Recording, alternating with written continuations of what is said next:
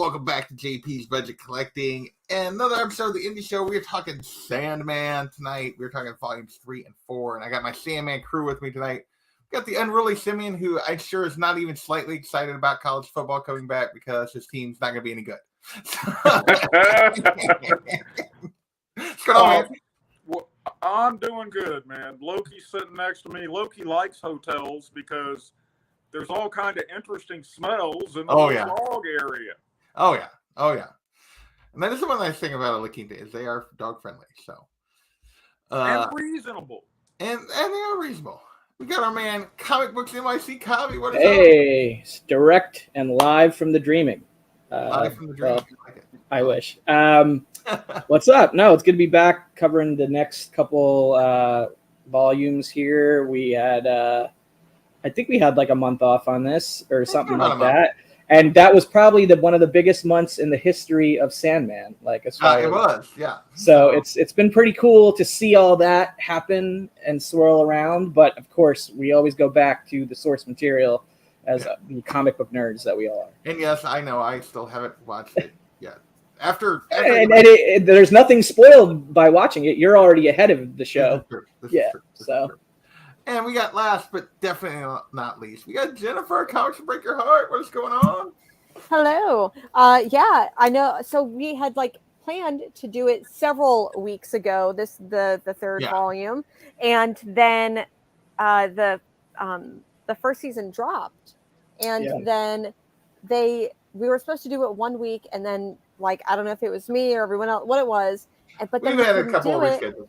And then they dropped the special episode. Which covers a good chunk of this. Yeah, so I'm things happen, but I'm glad that we got a couple of weeks off, so then we could watch that. And then, other than you don't know what the hell we're talking about, JP. I was a little afraid if there was I was a little afraid that if there were some key differences that I might say what the TV show version was instead of the book version because I finished my reread before I watched that episode of Calliope and Dream of a Thousand Cats on the TV show. So I was like, what's going to come into my mind earlier? But I think it's for the most part stuck to the source material for the most part.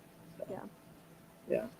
Well, since we started there, let's dig into Calliope as the first storyline in here. What did you guys think of? What do you guys think of that? Well, actually, I guess there's a little. I assume you guys have the little short before that, the fear of falling thing. I don't. Do what? It's at the front of mine. I don't know. That's what I was wondering if it was actually an issue or if it was just a. My trade just begins with a foreword or something by Steve Erickson. Okay, so it doesn't have the little 4-5 fear of falling page. I don't have that in this. Okay. No. So we will skip that. Go ahead. It's not. If it's in my Omni, I damn sure don't remember it. Right. Interesting. It doesn't say that it's a different. Is that which printing is that?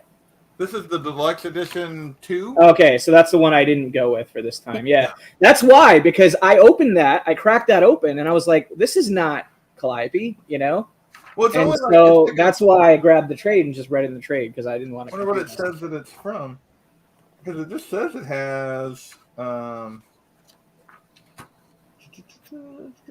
thought it said what issues it had in here. I wish the trades did a better job of specifying the issue.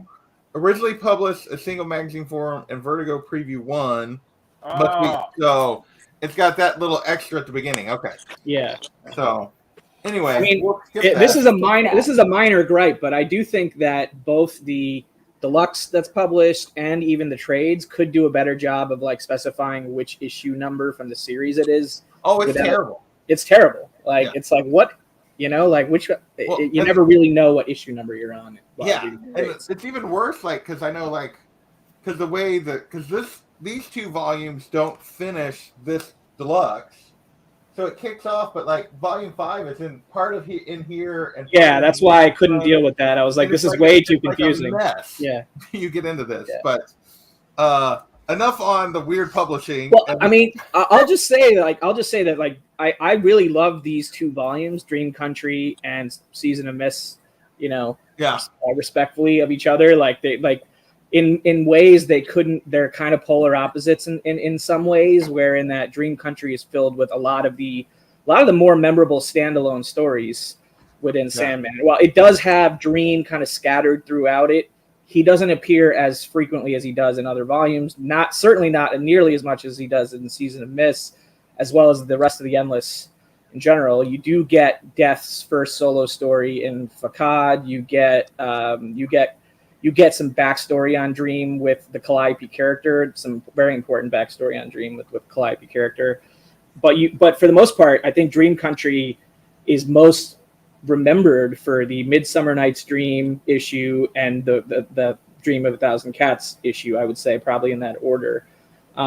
Without going issue by issue, like that's just my general thoughts on that volume. I always enjoyed that volume in particular, but you know, there is a way to kind of read the continuity of the rest of the story and like only read certain pages, or even if you want from this volume.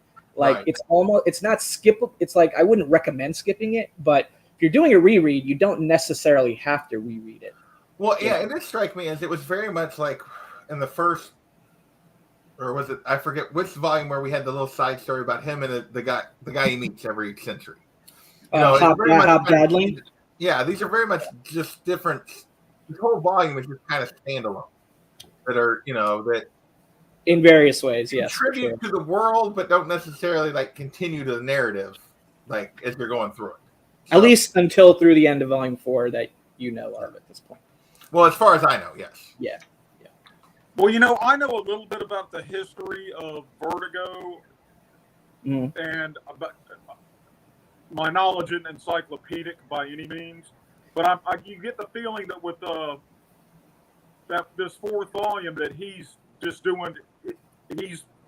He's coming into his own, and he's figuring out I can do pretty much whatever I want with this comic. And they're letting him. They're just like, dropping the reins. You do you, Neil. I can see that, maybe. Yeah. Arguably, but I think there's some important stuff in 1 through 7 as it relates to Dream. Yeah. Oh, absolutely, for sure.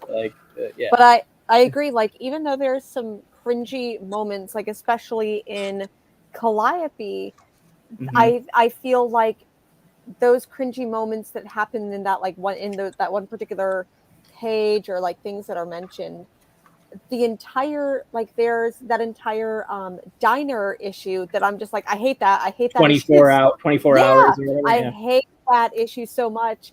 But I feel like even though there's like tiny moments like that, I feel like they're not as bad. And like, you're right. You could probably skip this one, but don't, because it's so Yeah, good. I agree with that. Don't skip it. Especially if it's your first time reading it. And the artwork, I think, improves a lot in this one. Especially because we get to see Colleen Duran and love Colleen. Yeah. She did Facade, the first solo death story, which is also kind of one of the saddest comics I think I've ever single issues of comics that I've ever read in my life, and every time I reread it, it impacts me just as heavy as it did the first time. It's crazy. Yeah. Okay. Well, and that one's based on that one involves a very obscure DC character that I think Karen Berger didn't even know who the character was when the game brought it up with Element Girl. Nobody knows who that character is. Yeah. What's up, Kenneth Bird? Kenneth. So let's dig into Calliope. What do you guys? It clearly, it has some, it's got a little bit of cringiness in the fact that, she's basically a slave during this whole storyline, and at the mercy of these very greedy men who are using her power as a muse to, be rich and famous. What did you guys think of this particular issue? Unruly, we'll start with you this time. Dude, I'll tell you what I took away from this the very first time I read it when I was a very much younger person. And every time I reread it, it's the same thing. Please, God, thank you that there are no such thing as superpowers or magic because we would abuse it, and I think the majority of mankind would become monsters given the chance. Yeah, like it's just. I agree with that. Like, I feel like even dating back to like, I don't know, like ancient, like probably Norse mythology and other things that Neil Gaiman is super into, like just myths from other cultures and stories that have been told and kind of retold over and over. It's like this writer, right, is essentially being put in the position where he can get he can get all the dreams that he has, like the selfish desire and ambition that he has as a writer. I mean, obviously anybody in that position would want to have the success and all that stuff, but the only way he can get it is by doing something absolutely despicable, evil, diabolical. It's like, how many people given that choice would go that direction versus the, quote unquote, healthy, sane, non-evil direction? I debate it. I don't know, And I think that's what is intriguing about this issue, and like the perspective that Neil Gaiman has. And he starts off with good intentions. Yeah. Just give me one good story. I'll let you go. And he certainly, I don't think at the beginning of his imprisoning her, I don't think there's a rapist in the guy. And look how quickly he slid right down that slope. Yeah. One of the things that stood out to me the most in this was the way that, I don't know if Neil Gaiman was like calling this out in writers, but the way that maybe he perceived male writers to be, and that there's a moment where the writer, who has now gotten Calliope the muse to help him write, and while he has her imprisoned, enslaved, he's in the public eye, and he says something like, well, I consider myself a feminist writer. And and then meanwhile, he has her imprisoned, and it's like, wow, is that Neil Gaiman like calling out the publishing industry, the like male authors? Is there maybe even a male author that he like was shooting at when he was saying, like, when he was putting the words into this male author's mouth? I thought that was the moment that really stood out for me, is I consider myself a feminist writer, and you're enslaving a woman, and a woman is basically doing the work for you. Wow. It's it's interesting you guys say that it's not necessarily that but he's clearly like not a good guy from the beginning, in my opinion. Like, he's clearly desperate and he's willing to do whatever, and yeah, he's just going to take advantage of her, and he has no real conscience about it once it starts. It's just like, right. He shows back up. Oh, need a new story. Like, assume the position. It's just like, geez Louise. I mean, and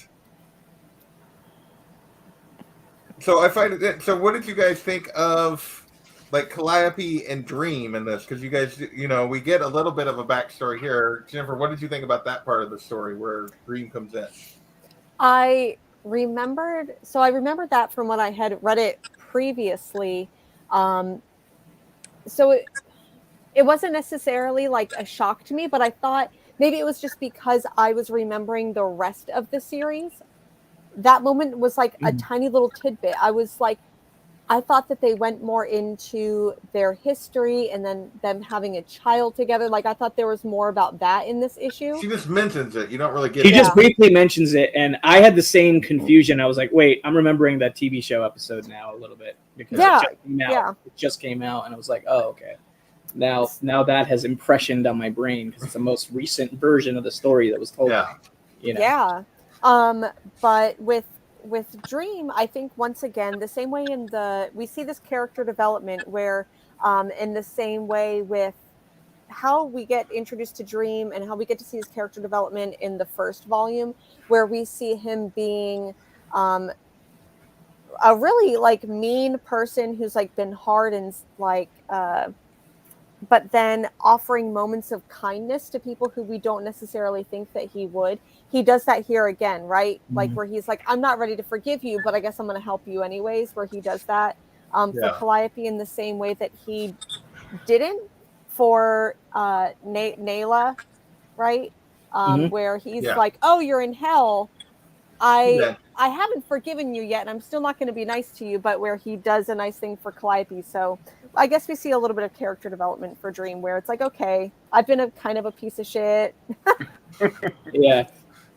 I mean, when I first read it, I think maybe even some of the dialogue between the two of them, I didn't quite digest because I didn't even realize, like, I was like, what is this Oneros thing? And I'm like, oh, like, I think by the second or third time, I had realized that's another name for, say, like, one of his 7 names or whatever, you know? So that was confusing me a little bit. But for the most part, upon subsequent reading, you know, I feel like it's one that I enjoy. It's never going to be at, like, the top of my list or anything like that, but I like the Kelly Jones artwork quite a bit. Like, I really actually like the differences in the way that Dream looks in this issue compared to anything you've seen prior. Right. He's more like sunken in. Yeah. There's a different kind of, like, I don't know, regalness or something to it. Evil, yeah. It's definitely a different look, but I enjoy the art, and I thought the story overall was pretty solid. It's not going to be the all-star, I think, of this particular volume just because of how crazy some of the other ones are. But yeah. Okay. So in the end, it's Dream gives him what he wants to the extreme. It's like, oh, you want ideas? I'll give you ideas. For some reason, I remember more than you can handle. I remembered that part so vividly, where he's like, I will give you tons of inspiration, but too much. I thought that happened in the first volume with the person who held him in prison. I can't think of who held Dream in prison. For some reason, I was merging those two stories, and then when we read that, I was like, oh, that part comes later where he does that to the guy. Mm-hmm. Yeah. Okay. You guys got any other thoughts on Calliope before we move along? My only other thought is I think that the adaptation in the show, because we got one special episode with these two stories, Dream of a Thousand Cats and Calliope. I think they did a really good job updating the character. So the character that's imprisoned is a Greek muse, and in the comic book, she is like cornbread, like white European, like skinny white girl with blonde hair. So I'm really glad that in the show they made her look more like a Greek muse, like someone who's from Greece would actually look. So I really appreciate that. Like olive skin, brown hair, almond-looking eyes. That's definitely how I would think of someone who's like Greek. So I'm really glad that they updated that, as opposed to that. And the muse in this issue is just like walking around naked the whole time, which I guess would be accurate for someone who's imprisoning her. But so I'm glad that at least she had a little bit of clothes on in the episode. In the show. Yeah, that's probably not going to go quite that far but on Netflix. All right, so Dream of a Thousand Cats. I am curious to see. Like, I didn't know anything about this one going in. Obviously, I haven't seen the episode yet. This was, for me, the oddball of the 4. I was like, wait, what is this? So what do you guys think of Dream of a Thousand Cats? I'll start with Kavi this time. I'm allergic to cats, sadly. It's a sad thing because I actually really like cats, but when I'm in the same room or whatever for like, a lengthy period of time, I'm going to start having problems or issues. So I can't pretend that I know cats at that level, like as much as maybe some of you guys do who have cats or have had cats.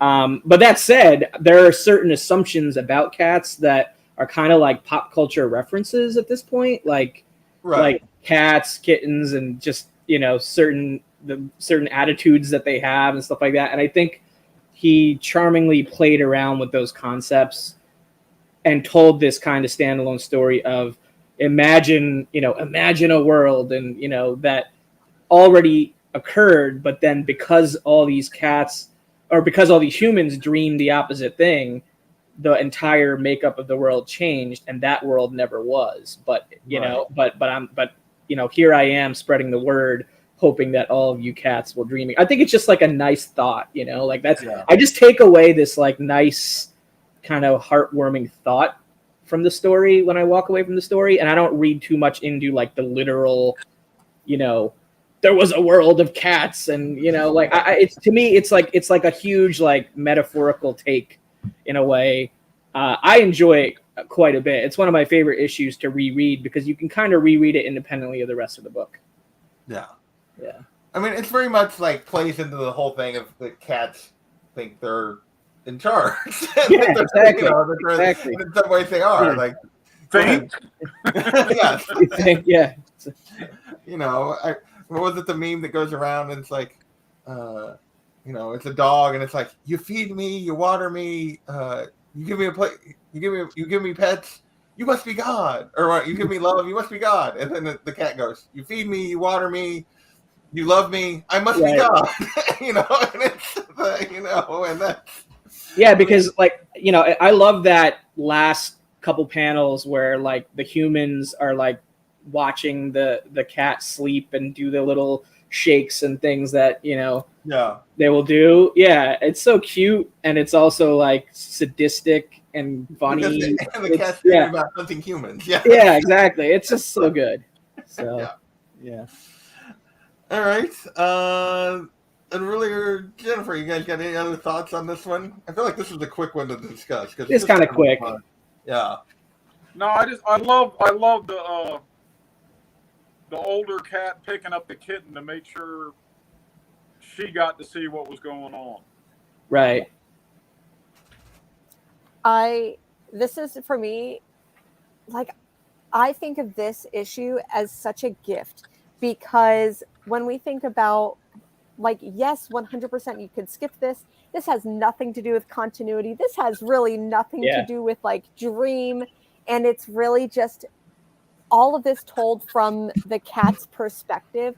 Like, has that ever been done in a comic book before? Like, what a risk to take for DC Vertigo to be like, okay, Neil Gaiman, I hear you. You have a story about a dream of the Endless who's been captured. Okay, he's like one of 7 archetypes who like control humanity, or you know, whatever.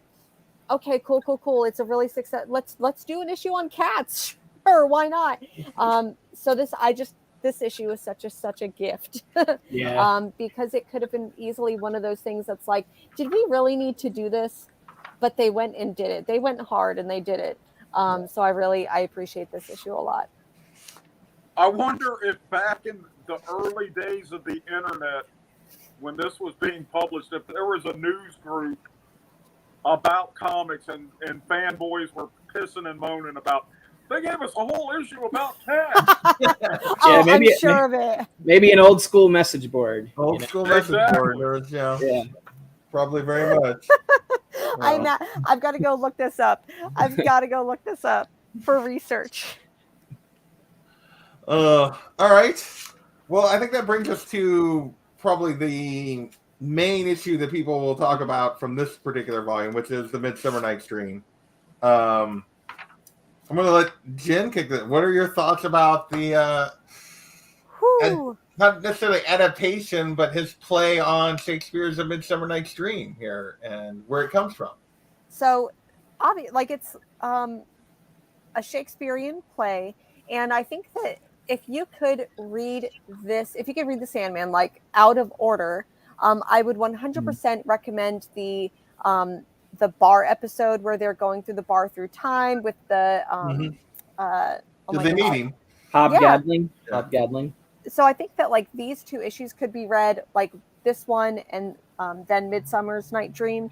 Once again, one of those like, is this really what we're going to do a comic about? But it absolutely works. And a little bit of the history of it. So this one got nominated for it says on the back here, a World Fantasy Award. And at that time, no comic book had ever gotten the award for the World Fantasy Award. It won And then no comic book has ever won since then. So there's a little bit of speculation that says that they changed the rules to make sure that no comic book could ever get nominated and win again. We don't officially know that because we don't know the rules or the criteria for the World Fantasy Award, but as it turns out, it's still, this issue is the only one to ever get nominated and win for a World Fantasy Award. This Midsummer's Night Dream. No comic has even been nominated since? That's crazy. No, nope. That's why, so like there's people who are like, oh, they changed the rules to make sure that, but we don't actually know what the rules are, so we can't really tell, but that's how the story goes. Is what that qualifies as fantasy. You know? Exactly. Yep. And like a short story, anything like that. Yep. I mean, look, there's a lot going on in this issue, so I'm going to focus on things that I understand more, and that's art. And I absolutely love the Charles Vess art. Like, it's one of the standout issues for interior artwork in the entire series. Like, I think in a lot of people's opinions, definitely mine. And it just has a very distinct vibe and feel to it that is, you know, all Charles Vess, and I you know, that's my favorite part of it. I think it's cool to see his take on, you know, a Shakespeare classic, but them doing it live for an audience of, like, you know, Sandman universe characters / you know, mythological figures in certain ways.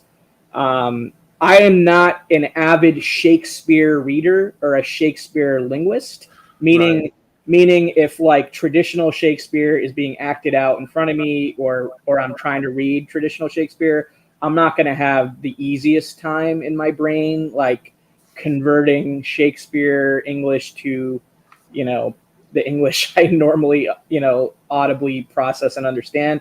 That said, I think the more I've read this issue over time, the easier it has been to digest, but that just comes from repetition and sort of just having the understanding of it already before going in, whereas definitely the first time I read it was a challenge, I think, for me. Yeah, for me, the art is absolutely a standout in the thing, particularly like this page at the end with Puck. You know, but like what I took from this was just like, I don't even know how to really describe it, because I don't know that you really need to dig into the details, but it's like he's using the play and then the experience of people watching the play to, like, just basically talk about how art can give you truths about life without, you know, it doesn't have to be true to give you truths.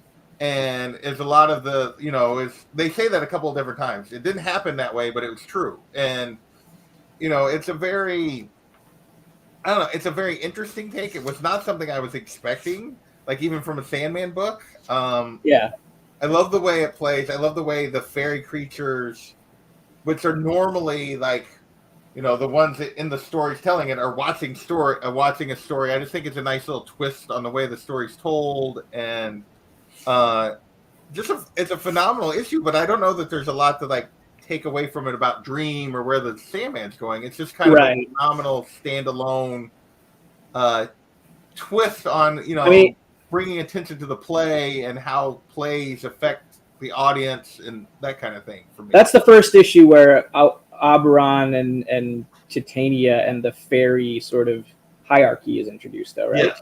Yeah. Okay. Yeah, so that's I assume that's kind of one connecting dots element that's kind of key here a little bit. But for the most part, I agree with what you just said. No. And really, what are your thoughts about Midsummer Night's Dream? I'm 100% on board with Cobby that the pencils in this issue were amongst the best in the series. And I love how fairy is always, not always, but it seems like in a lot of mythology, oh, we have long ago left this kingdom. You know, oh, we're making a journey back just at your invitation, oh, Dream, you know. No. The fairy, they're just fed up with this world, ain't it? Yeah. Yeah. Our world's too mundane, too boring for them at this point. They've moved on. So, yeah. One of my favorite things about this issue is the way that Neil Gaiman, through almost all of his works, plays with mythology, whether that's like mythology that can be seen across like all cultures. And Shakespeare's obviously like a very distinct like European type of culture thing.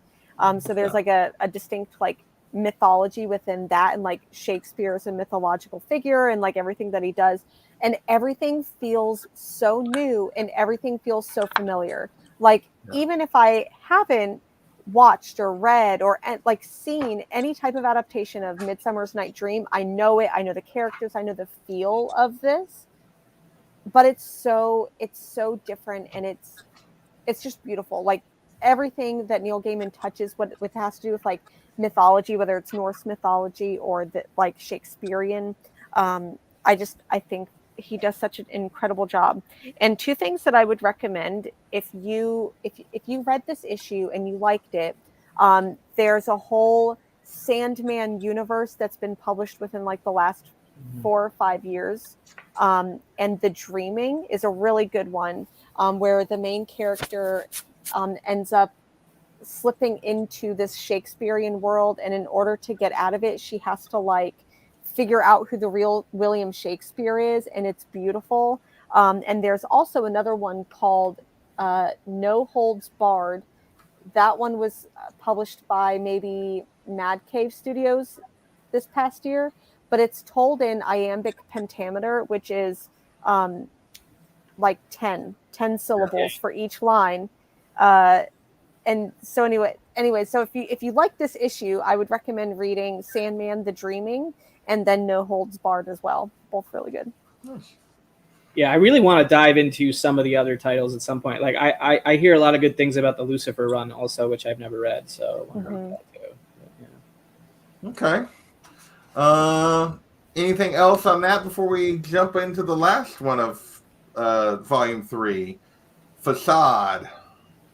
I liked how they showed the traveling troupe of players, the little petty bickering and jealousies, and like Gore just mentioned about how Gaiman included the death of Shakespeare's son, who was really kind of like the mascot of this story, you know? Right. You were a little bit invested in him and his relationship with his dad, or lack of a real relationship. Lack thereof. And then he just throws in the footnote, or and by the way, this kid will be dead in a year. Right, died at 11 or whatever. Yeah. Spoiler for something that happened 400 years ago. So, 500 years ago at this point, I guess. All right. I will say, like, these were, overall these were just fun. I mean, they were fun asides, but it was an interesting that this whole volume was just kind of asides. I will say I probably like the last one the least of these. Okay. And I think it's my favorite of these four. Like, personally, the Death's appearance at the end kind of pulled it back to me a little bit, but like it was just so like overwhelmingly just like depressing. I couldn't I think I'm a goth at heart because like I eat up every minute of that issue every time I read it because it's so good. I mean, it's not that it's bad. I didn't take any joy. I mean, like pages like that just like blow me away. Like the artwork and the storytelling like happening on this 8-panel. Is that 8-panel? Yeah, that 8-panel vertical spread, or I don't know what to call it really, but like, yeah, I mean, that's amazing to me. Like from an art and storytelling standpoint, like sequences like that, I just really enjoy, even though they're so dark and depressing in this case. Yes. Well, and it's not. I should make it clear. It's not that I didn't like think it was good. It was just like, okay, I need to read something else now. Yeah. No, I know what you mean. It's one of those issues like you could use a palate cleanser afterwards. Yeah. Something light. Yeah, I get that. Yeah. This reminded me a lot of the issue in, was it Volume 1, the Constantine issue, where they go back to when. This reminded me a lot of that, but with death instead of a dream. Yes. Yeah. I mean, this is definitely you get more of a highlight of really like you got a taste of his version of death in issue 8 of what that death is, and you finally get this gives you just more of a feel of what she's about. But it's not the Grim Reaper. She's not the Grim Reaper. She's not coming to get you. She's just in many ways helping people. She's there for them. Yeah, she's there for them. And so yeah, it definitely highlights her in a really positive, not positive, I guess necessarily, but yeah, I mean, it gives you a positive view of death in a lot of ways. But it's just like this poor, I don't know what her name is, this female metamorpho character. I just call her Element Girl because that's her superhero name. Oh, is it? Okay. Yeah. I missed that. So this issue is like the death of Element Girl, I guess, is why it's I guess that's a minor key note about this issue, but it's also really the first solo death story, Neil Gaiman's death story, meaning it's the first issue that she has kind of an entire storyline going on her own, separate from Dream. Yeah. Hey, listen, I say that we both all of us just shut the hell up and let Gore and Bedecker. Yeah, just battle it out. Yeah, we can just shut up. Yeah, we just shut up. They're making great points in the chat here. Oh, I know. Drop the link in the chat. Come on video and talk about it. I've tried to get Gore on. He just kind of ignores me when I say stuff. So. Yeah, he's too busy dropping bombs from the chat. Yeah, he does a fantastic job doing that. All right. Any other things you want to point out about Facade before we move into Season of the Mist? No, I mean, go ahead, Jennifer. I fucked up. What? I only read this. Oh. Well, but you've read Season of the Mist. I've already read it. I've already read it. Give me 5 minutes. One of the things that I love about this issue a lot is, like everyone said, we get to know Death a little bit more. And I think just the line that she delivers here, I just have to read it out loud because it's so beautiful and it's so poetic. So when we talk about Death as this character who is, we think about the Grim Reaper. We think about Death is scary, but then you see this beautiful woman and she's like, when the first living thing existed, I was there waiting. When the last living thing dies, my job will be finished. I'll put the chairs on the tables, turn out the lights, and lock the universe behind me when I leave. Yeah, so good. So beautiful. So beautiful. Yeah. So we see her as just a helpful character, not a hurtful one. And how old was Gammon at the time? He was in his 20s, right? I think maybe early 30s. Yeah, early 30s, I want to say, or late 20s, early 30s. Because this would have been 91. Oh. He's only a couple of years older than me. 89, 91. So I think he was in his 20s, and that just tears me up that he could come up with a line that brilliant to use in a freaking comic book. And I haven't had I couldn't come up with that in a year if I tried. Yeah. So 90 and 91 is when these were coming out. So he would have been 31. He was born in 1960. So he would have been 30. Yeah. 30. Yeah, in his early 30s. But same, yeah. Okay. Much appreciated, Give me Gora. a second. So thanks, guys. Yeah. All right. So, Seasons of the Mist is Season of Mist. Season of Mist. I'm sorry. You're right. Yeah, I misspoke. So we get introduced to most of the Endless. Finally, we've met a couple, but we get introduced to most of the Endless for this. Yeah, this volume kicks off with like a bunch of Destiny stuff, right? Yeah, it kicks off with Destiny, and basically the Fates. Well, not really. I guess they're not really called the Fates here. They're called the. I think of them as the Fates, like the Gray Ladies is what he refers to them as. The three or whatever. The three. Yeah, the three. Yeah. And Destiny refers to them as the Gray Ladies. They refer to them as the three, but in Greek mythology, it was always the Fates, is what you think of them as. Right. And basically, they. Family meeting time.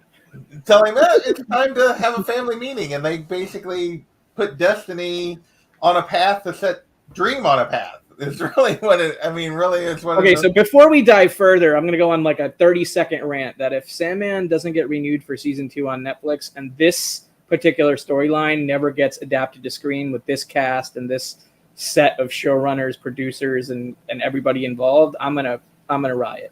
You know what I mean? Like that will be my. like, I have a lot of potential villain origin stories, but this will be my villain origin story. Yeah, same. Netflix. We can like the FBI who's listening. I want to let you know this is not a joke. For legal reasons, this is a threat. I will burn the Netflix to the ground if this doesn't get seriously. I will hand you the Molotov cocktail, ma'am. Like a part of me selfishly wished they somehow squeezed this all into one season, just in case that they weren't going to get another one. But I understand the way that first season was produced and where it kind of paused off, and that this would be the perfect place to pick it up. You know, absolutely perfect.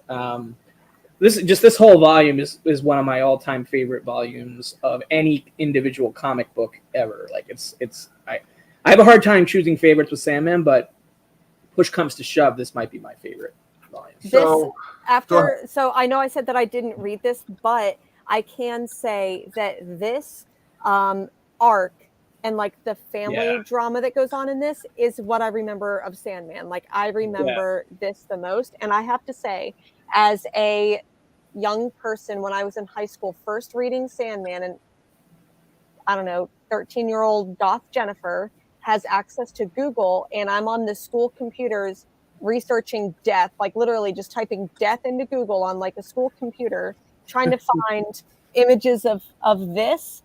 This is who I was, and like I made this exact outfit from this when I was in high school. This is what Jennifer in high school looked like with red hair, but not black. But this is who I wanted to be. So like if there's any volume or series of issues that I would like to own in page of interior original art to, and that's kind of my bag, it would be from this. Unfortunately, it's impossible for me to afford a page from this particular sequence of issues. It's like it's madness. It's absolute madness to get a seasons of mist page. That said, like I love the way that this story kicks off.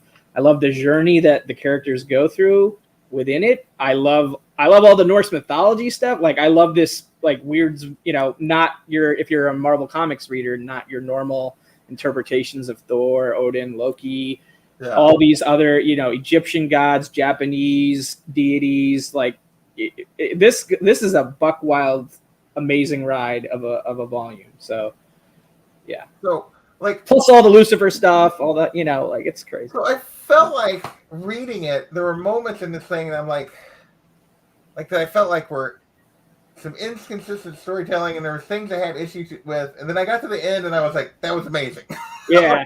Like in the moment there were things that were like that would bother me for like a page, and then I would just keep going and I was like, no, it's amazing. It doesn't matter. Like, I don't care. Incredible. Like I don't care that there's like the twist with Lucifer is just a little bit odd, and like there's a couple things there and it's like, wait, what, like that don't necessarily make sense. And yet I know we're not on the second issue yet, but like how amazing is this title page, this double page, the gates of hell, chapter 2. This is like one of my all-time favorite like title pages ever.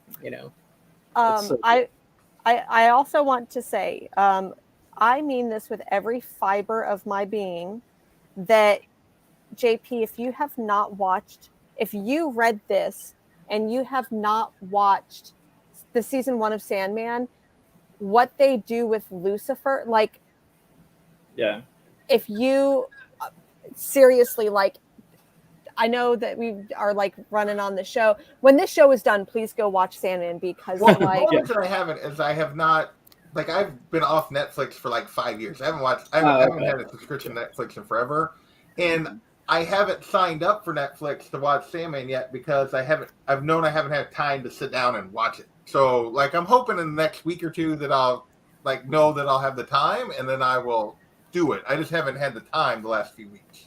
So I'm not signing up for it until I know I'm going to actually be able to sit and watch. So. Right here, right now, man. I know we're talking about issue 1, or Sure. What issue number is it actually? Do we know? Is it 21 or is it 22? 21. Okay. Yeah, so we get 17, 18, 19, and 20 are the 4 that are in Dream Country, and then it starts with 21 and goes through 28. In this first issue, we get introduced to like the Endless, the family. Yeah. And what I really just want to shout out here, I know that I talk about Death a lot, but I want to mention Death once again is based off of a woman. Her name is Cinnamon Hadley. She died about 3 years ago. She is the real life inspiration for Death. She died about 3-4 years ago of maybe pancreatic cancer. But anyway, she was the inspiration for Death. So I just want to, like, seeing that, I just want everyone to know that. How cool was that sequence, though, of the character description pages, like, in general? Yeah. Like, just, it's so cool. Like, obviously, there's somebody missing. That would be a spoiler, I guess, in theory. But, yeah. Yeah, so we get to meet Destiny. We get to meet Despair. We get to meet Delirium. Desire. Well, we've met Desire before, but we get her again. Delirium. We get the Delirium, and then obviously Dream and Death. And obviously there is one missing that I have the feeling plays an important role later, probably. So, but yeah, we bickering, like playing off each other, trying to hurt each other's feelings. Like, it's just, you know, mainly Desire. I feel like it's just like, well, yeah, she's the antagonist, you know, she just likes to stir the, like, keep everybody fired up and messing with everyone. Yeah, but there's that really nice conversation with, or am I thinking of the next issue? Is this the one where there's the conversation between Death and Dream, and where she's making him feel guilty about Nada? Yes. Yeah. So no, that's at the end. Like, is that at the end? Desire messes with him and gets him all mad about and uses Nada, and then he storms out, and Death comes and says, "Well, you know, you're wrong." Yeah, like Desire kind of has a point. Yeah, you know, like she's not wrong on this one, buddy. Like, love your brother, but yeah, you've effed this up. Yeah. Yeah, and he admits it, and basically decides that he has to kind of make it right, and that was the fulfillment of what Destiny wanted. Why he called the meeting, right? Like, to set him on that path. So. Set him on that path, and I love this because he's ranting and he thinks she's going to agree with him, and she's like, "Desire was right," and he's like, "What?" Yeah. You're not supposed to agree with her. You're supposed to agree with me. Instead of Magneto was right. I want a shirt that says Desire was right. Desire was right. And and we come to find out when Death re-enters that the whole point of this was to send him on his way.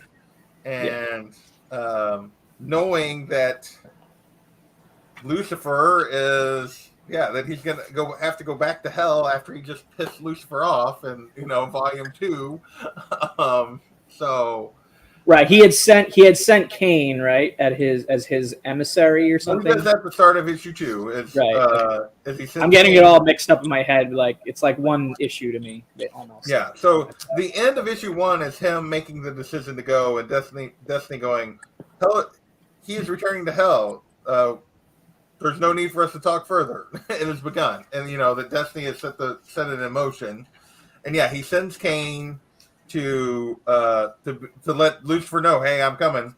Like, and we see like this whole thing with Cain is it's like, oh, Lucifer's gonna be like attacking the moment he walks in the door, and it's like they're setting up this whole, there's gonna be this massive showdown. It's what you think you're gonna get, and you see him trying to set a few other things right here.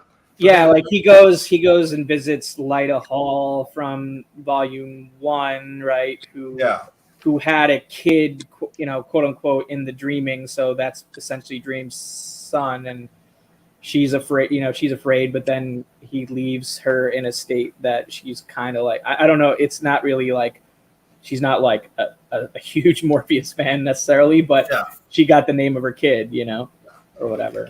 She does. That's how she finally names her kid, and then he goes and visits his friend. He goes and visits Hob. Yeah. And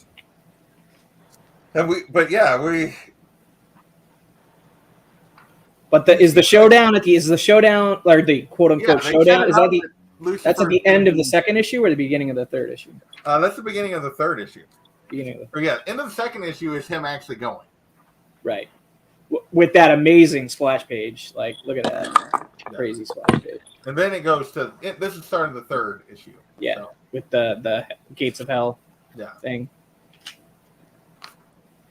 So what did you guys think? I'm curious. Did you, if you can remember back to the first time you've read it, because you've all read it so many times, like... Yeah, like... Did you expect what we get from Lucifer? Like, Lucifer's play here, which is, I'm going to stick Dream with all my responsibilities. I'm going. I expect it. Like, here's what I don't know for sure because I can't really go back in time and put myself in the exact frame of mind I was. But I want to say that because it was Neil Gaiman, I had some sort of expectation that my expectations would be subverted. You know what I mean? Yeah. And I didn't know the exact way that it was subverted, but I feel like Neil Gaiman reading something Neil Gaiman, I wasn't going to just bank on it just being some battle, like some physical battle, or even virtual or, dream world battle or whatever between the two. I didn't expect the I quit line. I didn't expect the, banishing the damned and the demons, out of hell, essentially back into the, I guess, the waking world. Like that's kind of touched on in that whole like schoolboy issue thing. Yeah. Middle of this, like the after effects of Lucifer turning his back on hell. Yeah, sending everyone out of hell and all these. Yeah, I didn't expect it, but I thoroughly enjoyed how it all happened. I went from being like, because I know a lot of people talk about how much they like Lucifer as a character going into this, and I was like, obviously we didn't get very much of Lucifer in that second volume because it's basically an issue. Oh yeah, the second volume it wasn't. They never really went back there really. Yeah, I mean it was just him going to get it, or I guess that was the first volume. Him going to get his thing, and then he just left. And I mean Lucifer's play here, I think it's kind of amazing, and it's just really well done. And he doesn't, or Lucifer doesn't. Like he screws Dream over without having to actually screw Dream over. Like he just puts him in a bind. Yeah, he puts him in a situation that Dream doesn't know what to do with and can't walk away from, and kind of forces a responsibility on him that he doesn't want and doesn't really know what to do with. And hey, sometimes you just gotta open a glitzy piano bar in LA. For sure. So what do you think of the interaction of their whole conversation and Lucifer explaining what's going on to Dream and Dream? Well, my favorite take here is Lucifer sort of complaining about humanity's blaming him for stuff kind of thing. Like that whole angle. And I don't think before I read this, I had ever seen that take before. Like you get that sort of in your head thing, like the devil on one shoulder, the angel on the other, like good, evil, bad, good, blame the devil for your problems, and like spinning that around and being like, I didn't make those people do all that stuff. I didn't.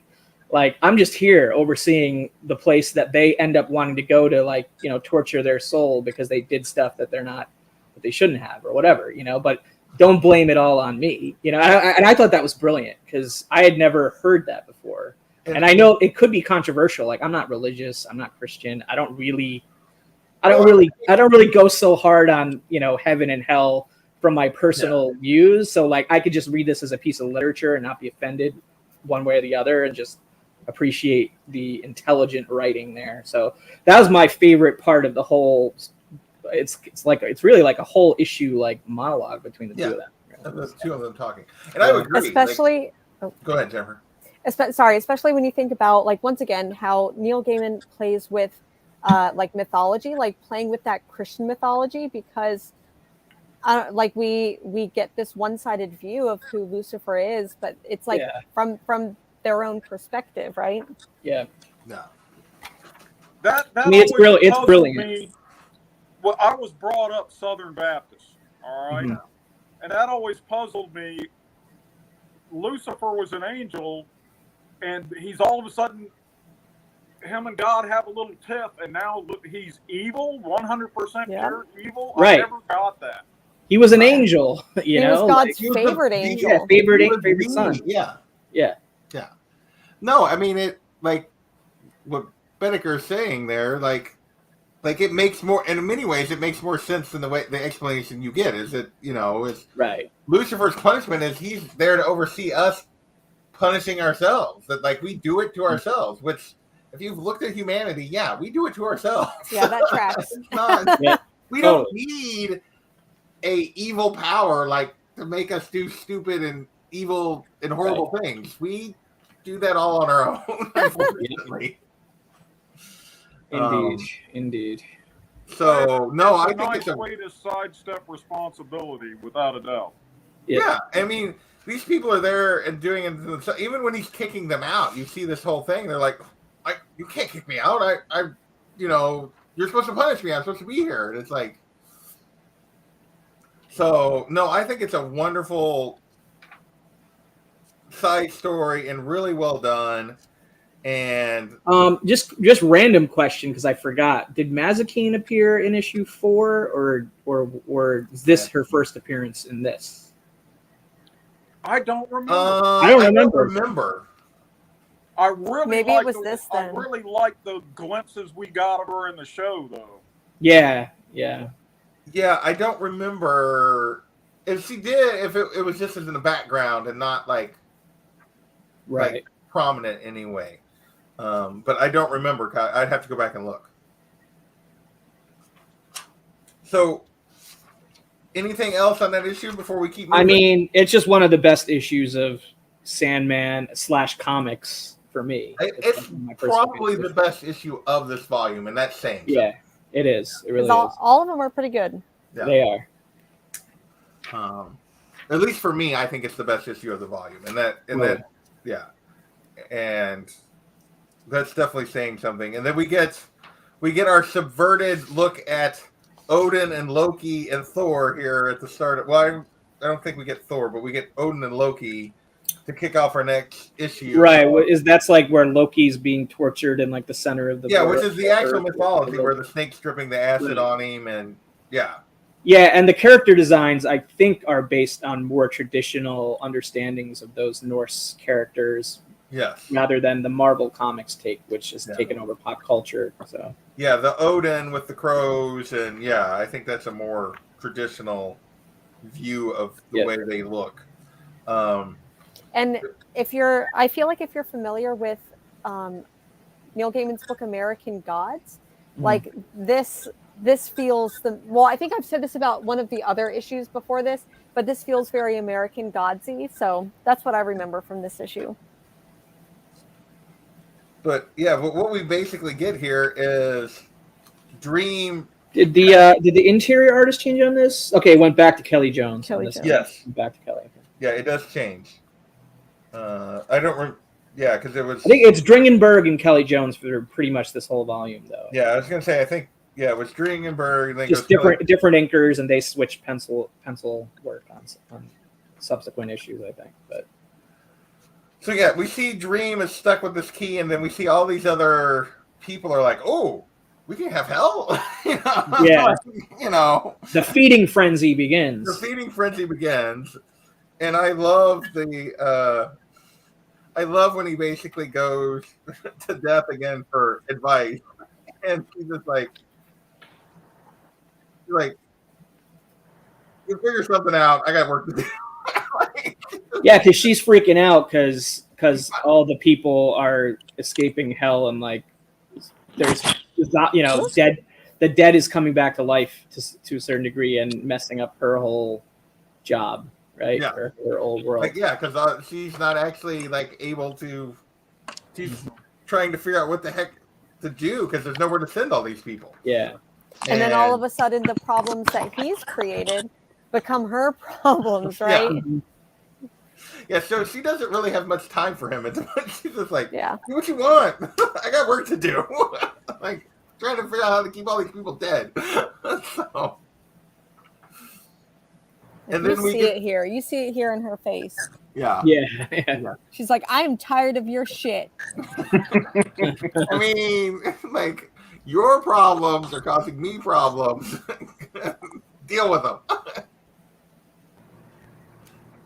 But yeah, we get introduced, but then we get introduced to some other angels that are sent down to oversee what happens. Right. Duma and Remiel, right? The angel of silence and hope.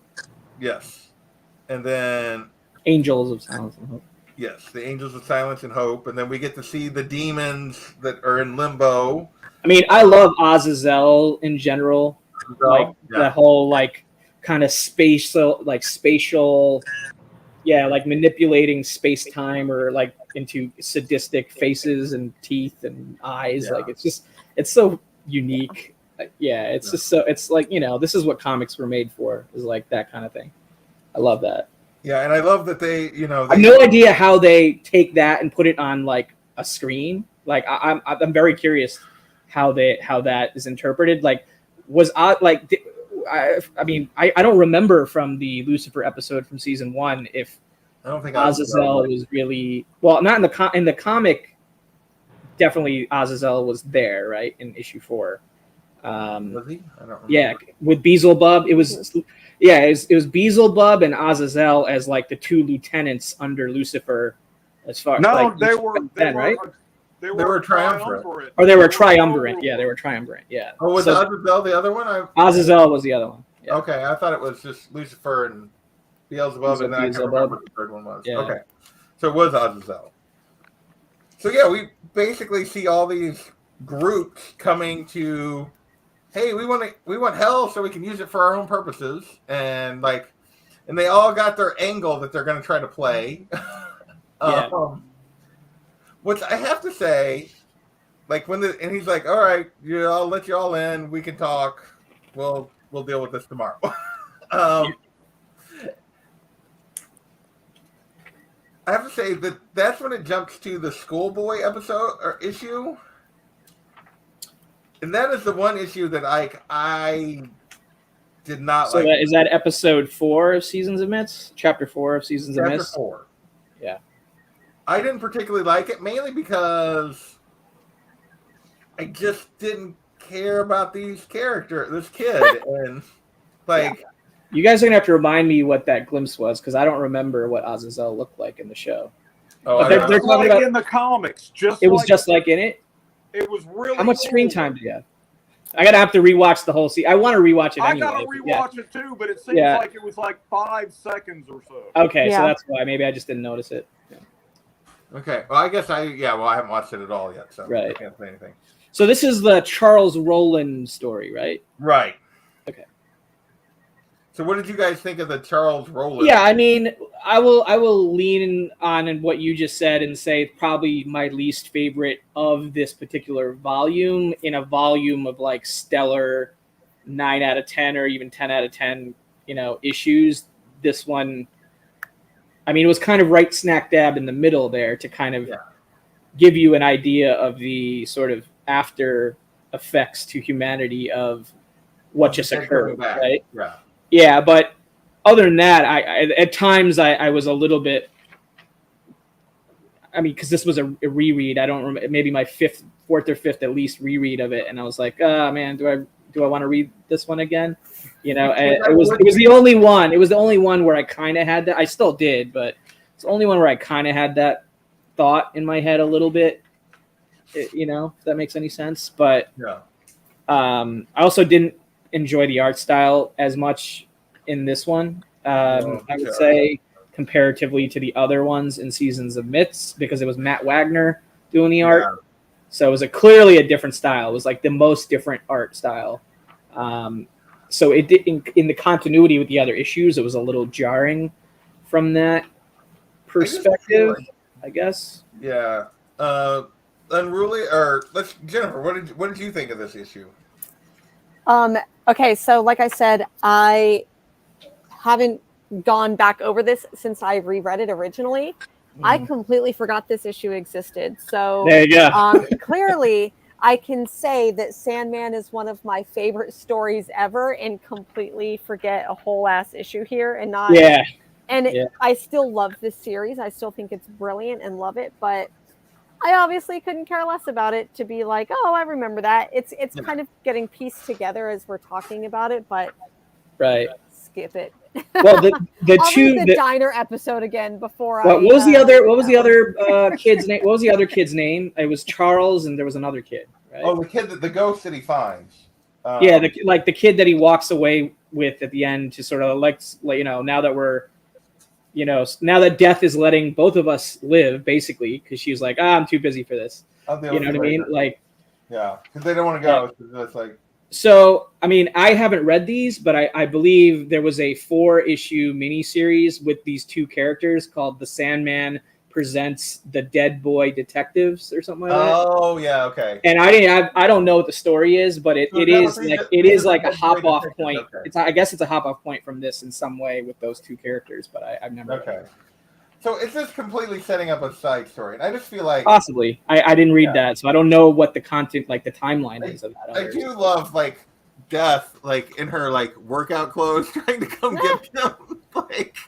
Yeah, it's like peak 80s there. I mean, oh yeah, definitely peak 80s for Death at that point, but otherwise, I just like I felt like it was crammed in here. I didn't feel like it needed to be a whole issue. Like it's kind of like an intermission, like Bedecker was saying in the chat. Like it kind of is. Yeah. I don't know. It just for me the whole thing. I was like, I could take right now. It would take a lot for me to reread that issue. So, yeah. Well, I think what Neil was trying to achieve was giving some sort of window into how humanity was impacted by the bizarre occurrences going on. Yeah. That's happening in the main. Right. Part. I mean, it does give you like, okay, what is Lucifer quitting and kicking everyone out? What are the consequences of this? Mm-hmm. But I just felt like it went on too long, and I just wasn't very interested in the boys or the school or any of the characters that came. Yeah, I'm with you there. So, Unruly, did you have anything to add on that one? Not worth listening to, no.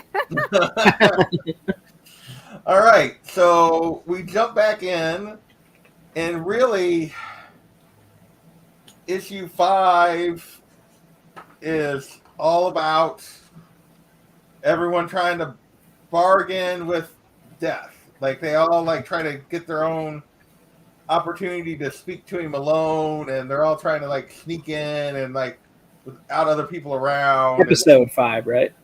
Yeah, chapter 5. My favorite part of this whole thing is the guy that's going to give him the little slice of reality with the original Sandman still in it. Oh yeah, the Wesley Dodds. I love that. Sandman. I love that Easter egg in there. It's so cool. Yeah, I love that. That's the Golden Age Sandman, right? Wesley Dodds. Yeah. Yeah, I love that. Which one is that? I forget which one that is.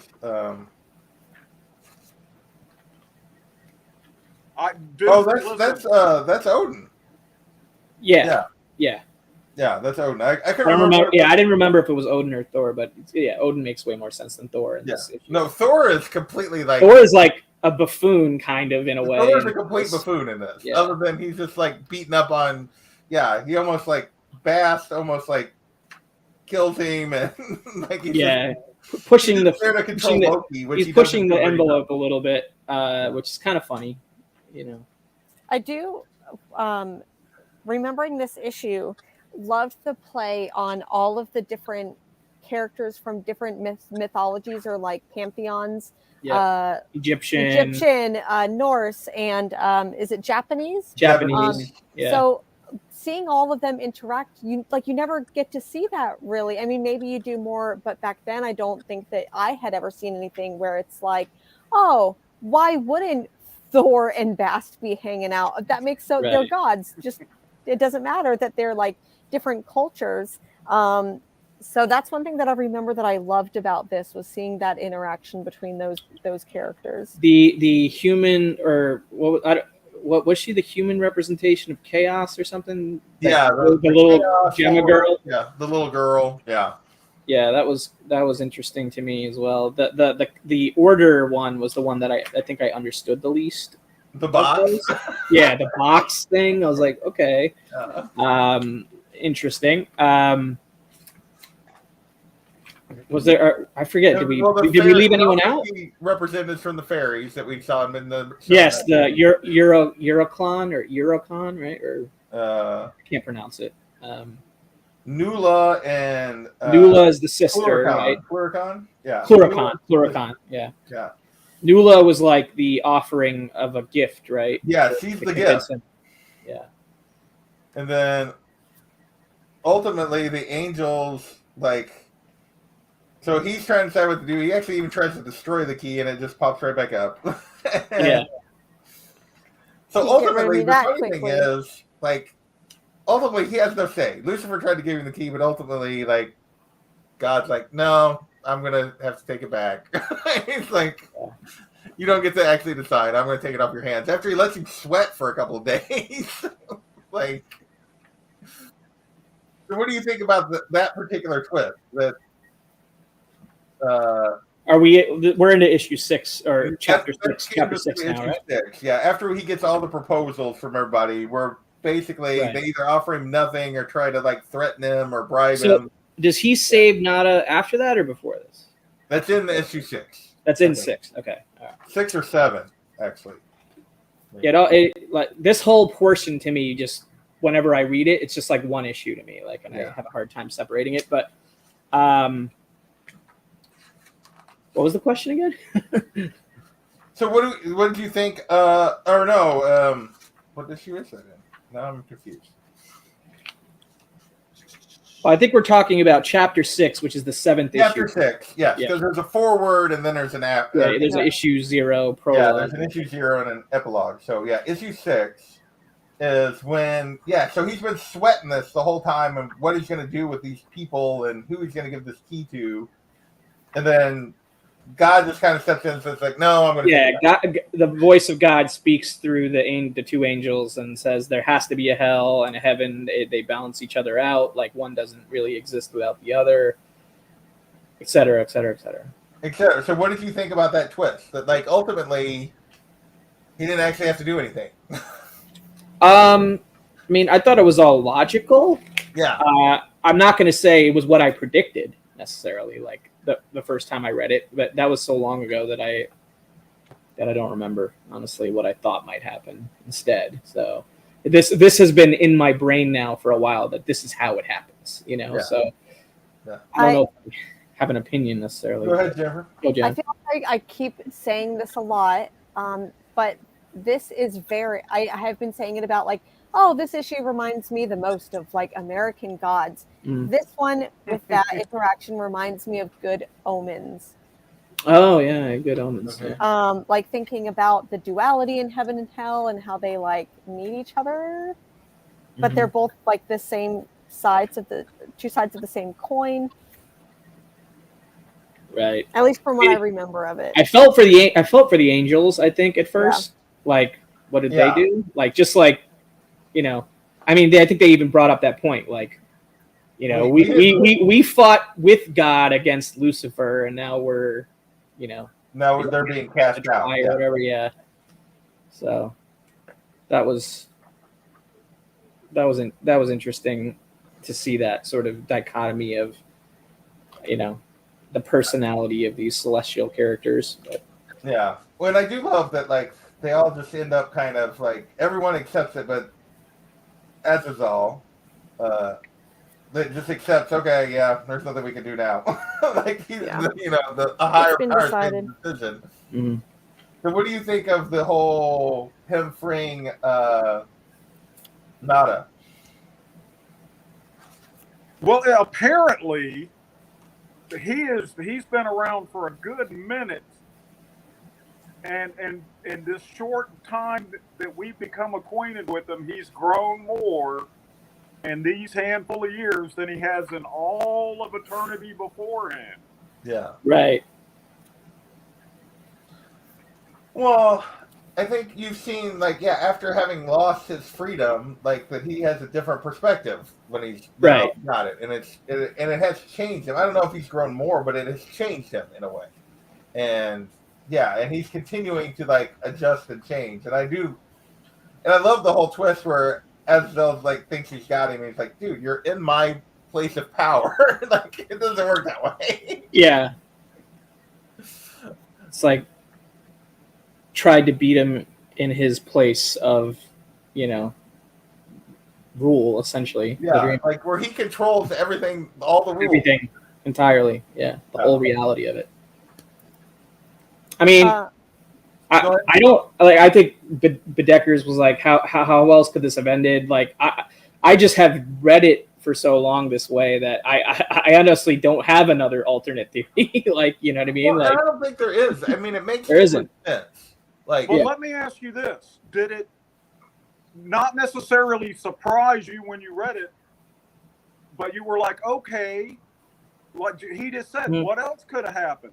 That's good writing right there. When you're like, of course this is what happened. That's what needed to happen. It's what needed to happen. I just think it's kind of and was always going to happen, like in the last page of the entire story with Destiny, looking at his book and everything that just happened was supposed to happen and did. I just find it interesting because I believe, to a certain extent, I believe that Lucifer knew that that's what would ultimately happen. Like, that Lucifer just made him sweat for a few days to like screw with him, and he's like, well, I know it's not going to matter, but I'm going to be free and I'm going to screw with him for about a week, and then 2 birds, 1 stone. Yeah. And who knows God better than Lucifer? Nobody. I also think that like Lucifer just needed time to be the selfish person that everyone says that he is. Yeah, totally. And isn't the Lucifer? I haven't read these comics, but I think there's like 75 issues of that first volume of Lucifer, and that's supposed to be his experiences in between this time period, meaning like he's no longer overseeing hell. He's doing other things up on Earth or wherever. I never read it though. I do want to really badly read that. I've watched the Lucifer TV show from front to back, and I know it's not a direct adaptation or anything. So, dude, it's not even a loose adaptation. Not even a loose adaptation. It's still entertaining, but it's not. Oh yeah. I love the show. I love Lucifer. Yeah. That's what I've heard, is that it's like it could be the same thing, but it's totally not. It's not. Yeah. Yeah. I like the way that Nada's story resolved, meaning that she didn't change her mind about Dream. He didn't change his mind about her, about what would, how he could keep her in his life. So they were where they still were before. It's just that he now has the realization that he shouldn't have been so harsh, and okay, so now he can reset her experience and she can be reborn as a baby and have a proper, chance, I guess. The life that she should have had. Yeah, exactly. So I like that quite a bit.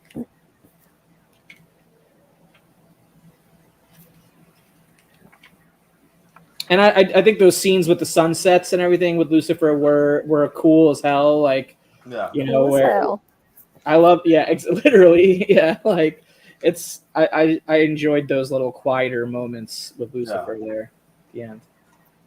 And then, what did you think of the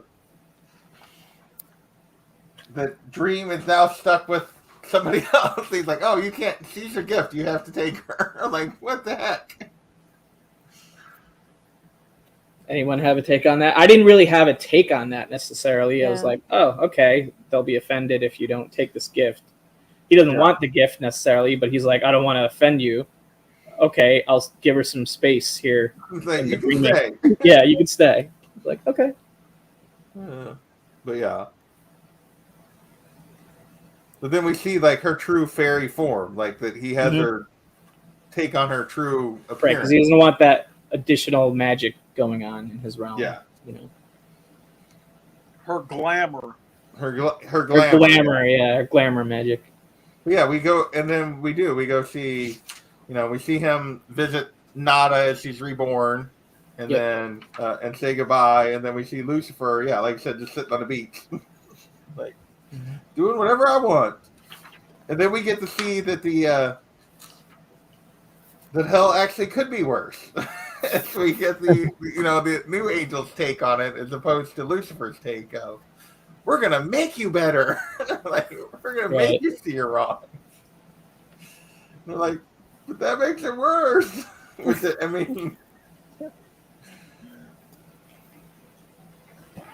we will hurt you. We're not sorry. Things are at least now kind of in a stable place, quote unquote, leading into the next volume. Okay.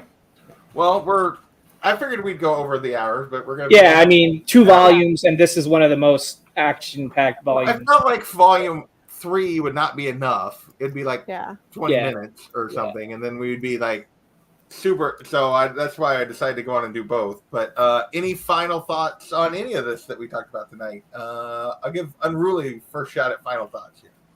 Yeah, well, not so much on the comic, but I'm definitely warming up to your idea of Revolution, man.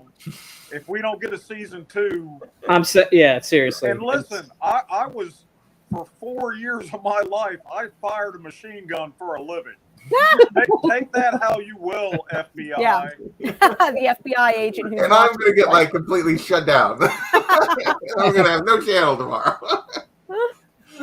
Yeah, especially after seeing what happens in volume 3. I think that for the next season they're going to be able to do these 2 books together for maybe even, I don't know if they'd be able to do a little bit more into volume 5, because that gets a lot more into the family drama and all of that. With that one bonus episode, they adapted 50% of Dream Country already, so it's like, do you put that reinterpretation of Midsummer Night's Dream on the screen, or do you not risk that? I think that or do you Facade, which literally has death in it? I mean, and so that's a whole episode that you could give to that actress and that character, So I think that they would end up doing Midsummer's Night Dream. I don't think that they'll do the Facade issue as an episode or even part of it because of the ties to the DC character. Because that's one thing about the show, is that it doesn't have any real DC character. Has that character ever really been used though? I don't know what they even do with that character anymore. Yeah, I didn't even know there was a. Karen Berger, Neil Gaiman called her up and was like, "I need to kill off a character. Can we use this character, Element Girl?" And I think at the time they did this encyclopedia thing of the entire DC universe. Continuity, every character, and they left Element Girl out of that, and she was like, who's Element Girl? I have very little understanding, and that was a behind the scenes thing that I read somewhere, I don't remember where, but interesting.